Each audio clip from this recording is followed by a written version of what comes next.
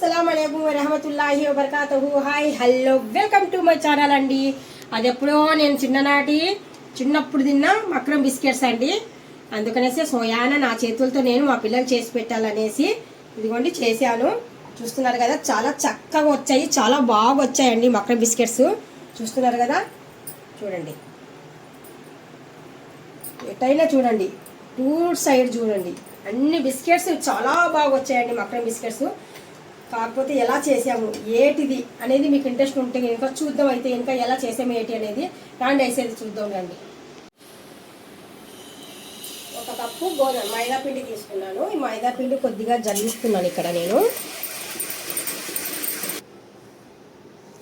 ఇక్కడ బొంబాయి రవ్వ తీసుకుంటున్నాను. ఇప్పుడు నేను రెండిటికి సమానంగా కలిపేస్తున్నానండి. మైదాకు బొంబాయి రవ్వకి ఒకసారి ఇలాగా బాగా చక్కగా కలిపేద్దాము.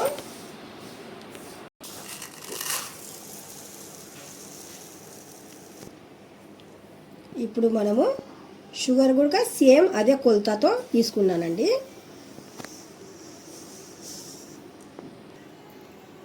కొద్దిగా మంచి స్మెల్ కోసము, అంటే మంచి టేస్ట్ రావాలా కదా, మంచి సువాసన కూడా రావాలా, అందుకనేసి 1 స్పూన్ ఘీ.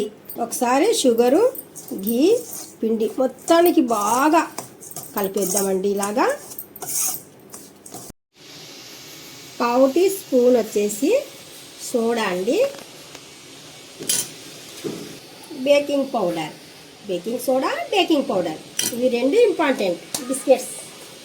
మొత్తానికి ఇలాగా కలిపేసేయాలి.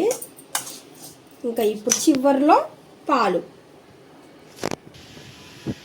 ఇక్కడ మనము కొద్దిగా వేడి చేసిన పాలు కూడా యాడ్ చేస్తున్నానండి. పాలు అయితే కనుక కొద్దిగా గోరువెచ్చగుంటే చాలు.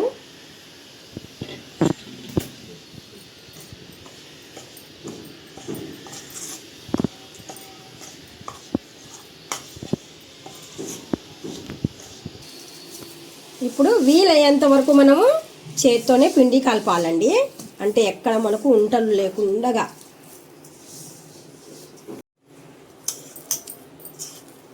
చూస్తున్నారు కదా, పిండి మనము ఇలా కలిపాము.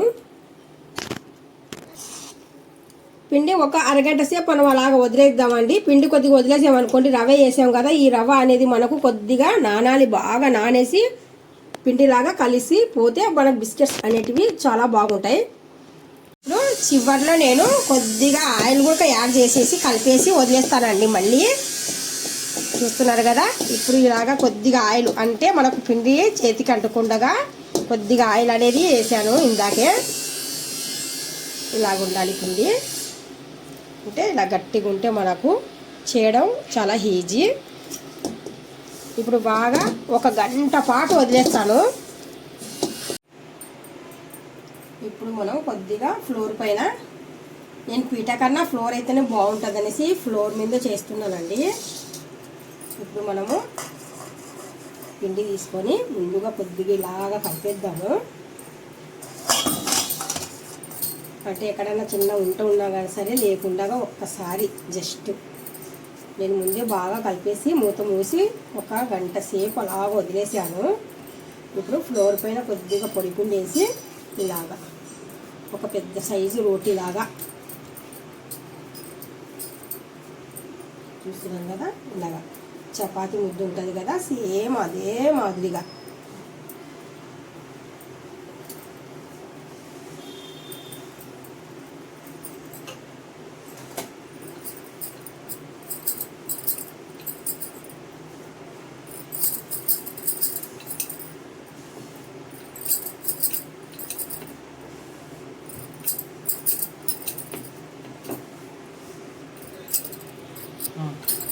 ఇలాగా రౌండ్ షేప్లో మనము రోటీలాగా తిక్కేసి ఇలాగా రౌండ్ షేప్లో మందం అయితే చూడండి, బాగా అబ్జర్వ్ చేయండి, కింద ఈ మందము రావాలి. ఎందుకంటే మనం బిస్కెట్స్ కదా చేస్తున్నాము, బిస్కెట్స్ అంటే ఇంకా మనకు ఆ మందం ఉండాలి. మక్రమ్ బిస్కెట్ చూసారా ఎప్పుడన్నా చిన్న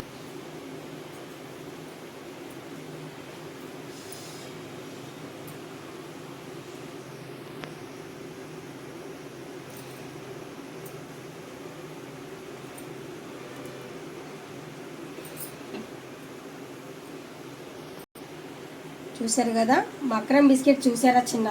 మనము చిన్నప్పుడు కొట్లుల్లో షాపులలో అంటే కొని తినేవాళ్ళం కదా.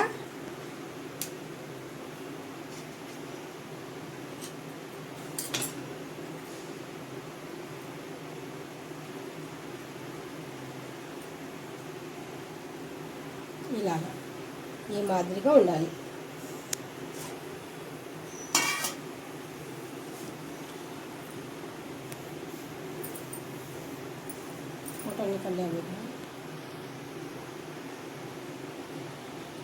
మనకి ఎన్ని సైజు అంటే మనకి ఎన్ని వస్తే అన్నీ ఇలాగే సేమ్ కటింగ్ చేసుకుందాము. చాలా సింపుల్ అండి.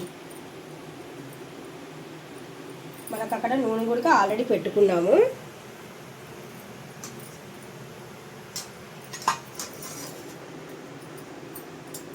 ఇలాగ అన్నేలోపు మనకు ఇక్కడ కొద్దిగా అంటే ఏమంటారు, నిషాని అంటే గుర్తు అచ్చులాగా పడిపోతుంది కదా, అప్పుడు మనం దాన్ని బట్టి కటింగ్ చేసుకోవడమే. చిన్నప్పుడైతే నేను తెగ తినేసేదాన్ని మక్రం బిస్కెట్స్.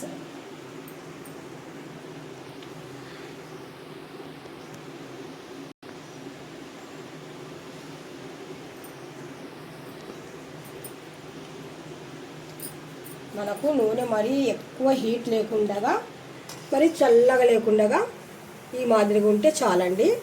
మరి మంట కూడా నేను చాలా తగ్గించి ఫ్రై చేస్తున్నాను. ముందుగా ఒకటి వేసి చూద్దాము, అంటే కనుక ఇరగకుండా ఎక్కడ పగలకుండా చిన్న చిన్న పొడిగా రాకుండా చూసుకోవాలి కదా. ఇప్పుడు చిన్న మంట మీదనే నేను ఫ్రై చేస్తున్నాను. కొద్దిగా దలసరగా ఉంటాయి కదా మక్రం బిస్కెట్స్ అంటే నాకు ఇక్కడ ప్లేస్ ఉందో లేదో చూసుకొని జాగ్రత్తగా వేయాలి. ఇవి ప్లేస్ అయితే దొరికింది నాకు. ఇక్కడ మూడు ఒకటేసారి వేసానండి. ప్లేస్ అయితే ఉంది.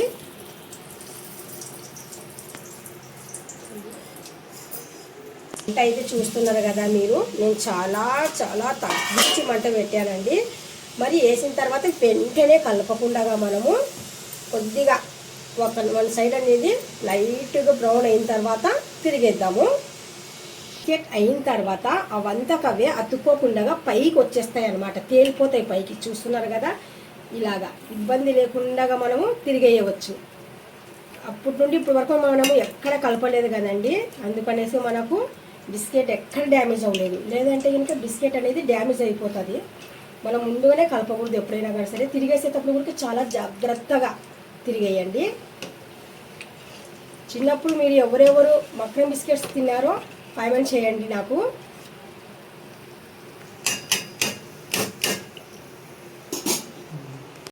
చిన్న మంట మీద బాగా బ్రౌన్ కలర్ వచ్చేంత వరకు బాగా వేగాలి. ఇవి వేగితే అప్పుడు మనకు పచ్చిగా లేకుండా బిస్కెట్స్ అనేటివి, మక్రం బిస్కెట్స్ ఎంతమంది తిన్నారో కామెంట్ చేయమని చెప్పాను కదా.